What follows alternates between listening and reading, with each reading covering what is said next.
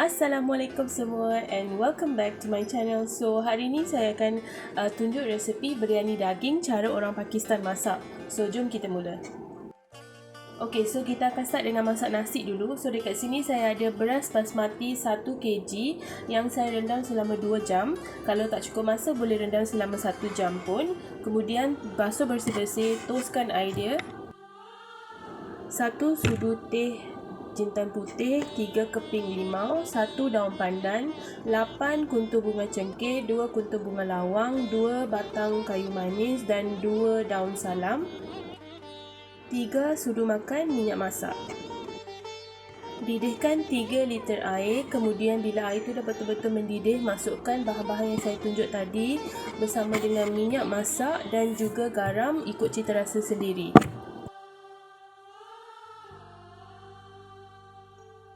Akhir sekali, masukkan beras dan rebus sehingga beras tu masak 80%.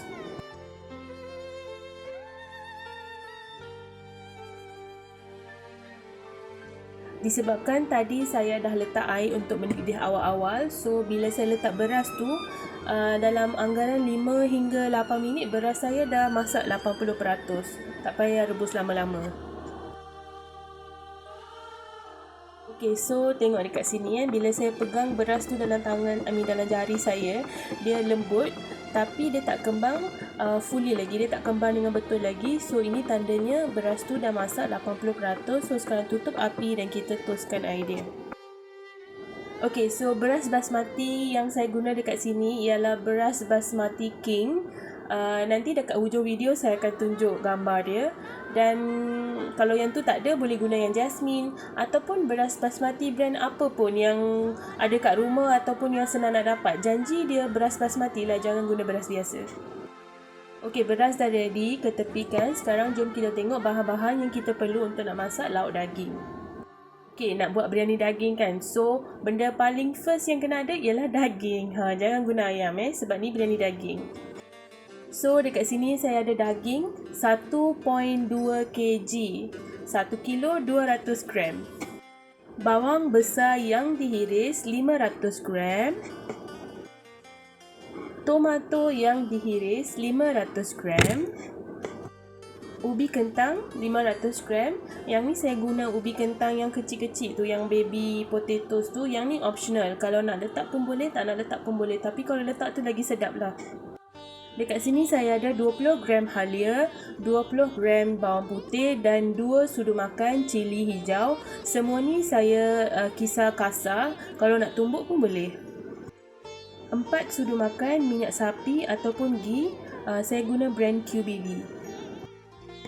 3 sudu makan rempah biryani, brand yang saya guna dekat sini saya tunjuk tu brand Shan.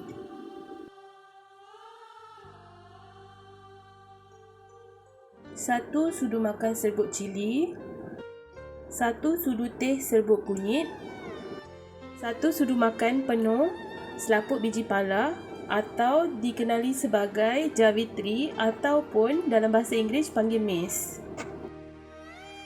8 biji plum kering, yang ni optional, kalau ada boleh letak, kalau tak ada tak apa. Dan akhirnya 1 cawan yogurt. Ubi kentang saya gaul dengan sedikit serbuk kunyit, sedikit garam dan 1 sudu makan minyak masak. Okey, sebab hari ni saya nak cepatkan proses saya masak biryani, so saya akan masak ubi kentang dalam air fryer. Selalu ni saya akan goreng, so kalau nak goreng pun boleh, proses sama juga, gaul dengan bahan-bahan tadi yang saya bagi tahu, kemudian goreng sehingga ubi tu betul-betul masak lah. Okey, jom. Sekarang kita betul-betul akan start masak. So, first kali letaklah kuali atas dapur, kemudian buka api, masukkan minyak sapi tadi tu biar dia cair dan panas. Bila minyak sapi dah panas, kita akan masukkan bawang besar yang dihiris tadi tu. So, biryani ni nak buat proses dia memang panjang, tapi hasil dia memang tak tahu nak kata lah. Okey, minyak dah panas, masukkan bawang, lepas tu goreng bawang tu sehingga layu. Bila bawang dah layu, kita akan masukkan bawang putih dan halia yang kisar kasar tadi. Kemudian kita masak sehingga naik bau.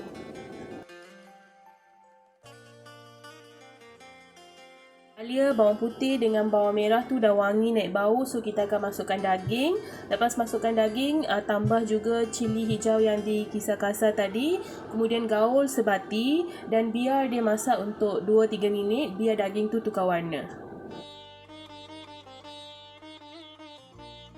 Okey, so daging kita dah pun tukar warna. So sekarang saya akan tambahkan irisan tomato, serbuk kunyit, serbuk lada merah, serbuk rempah biryani dan juga selaput buah pala.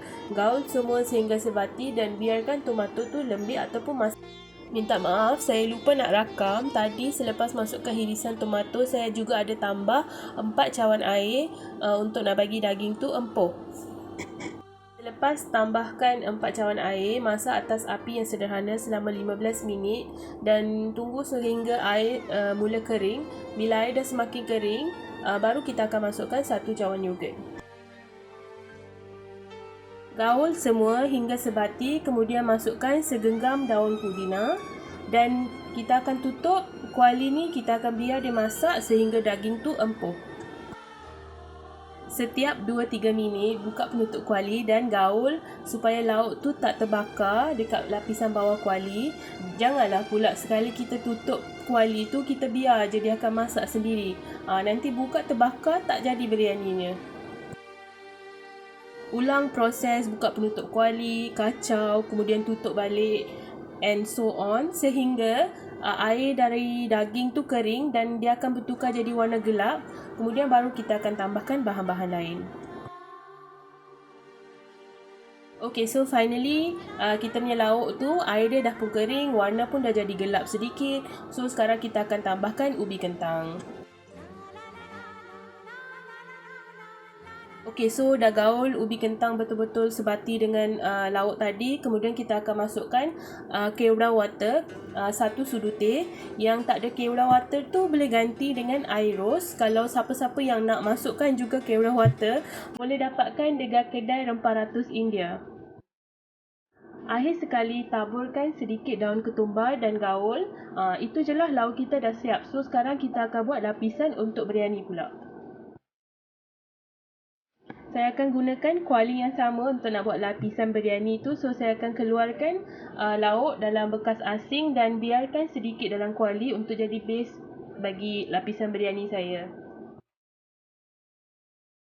Untuk lapisan biryani, bahagikan lauk dan nasi kepada 3 bahagian.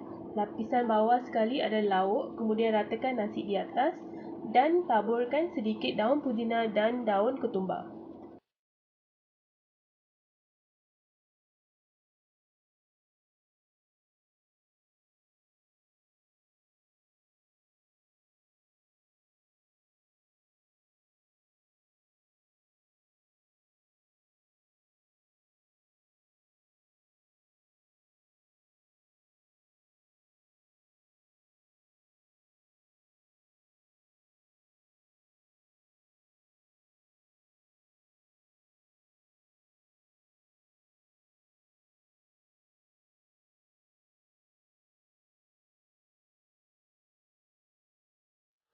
Ratakan lapisan akhir nasi, kemudian titikkan pewarna kuning telur dan hias bahagian atas tu dengan irisan tomato, irisan limau, cili hijau ataupun cili padi, daun pudina, daun ketumbar, gajus goreng, badam goreng, kismis goreng ataupun bawang goreng.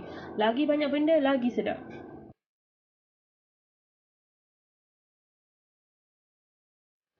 Nampak cantik kan? Saya hias lapisan atas tu. Okey, so sekarang kita akan tutup penutup tu dan kita akan masak atas api yang sederhana selama 15 hingga 20 minit biar nasi tu betul-betul masak dan kembang.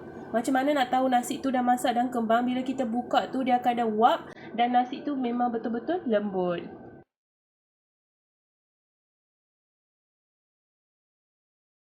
Okey, selepas 15 minit masak nasi tu atas api, buka penutup, kita akan tengok nasi tu dah kembang masak tak. Kalau dah check semua okey, kita tutup balik penutup tu, tutup api dan biarkan nasi tu rehat selama 15 minit. Jangan buka terus lepas tu start makan. Rehatkan dia selama 15 minit, kemudian baru kita buka dan gaulkan dia dengan rempah-rempah tadi tu semua.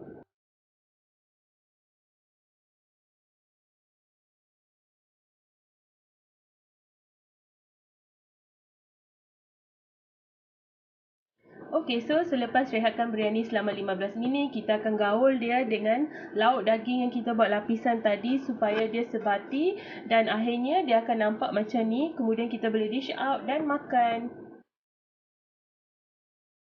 Okey, itu sahaja daripada saya untuk hari ini. Jumpa lagi dalam resipi yang akan datang. Saya harap you all try this recipe at home and enjoy it with your family. See you till then. Take care. Stay home, stay safe, and keep yourself and your family safe. Bye.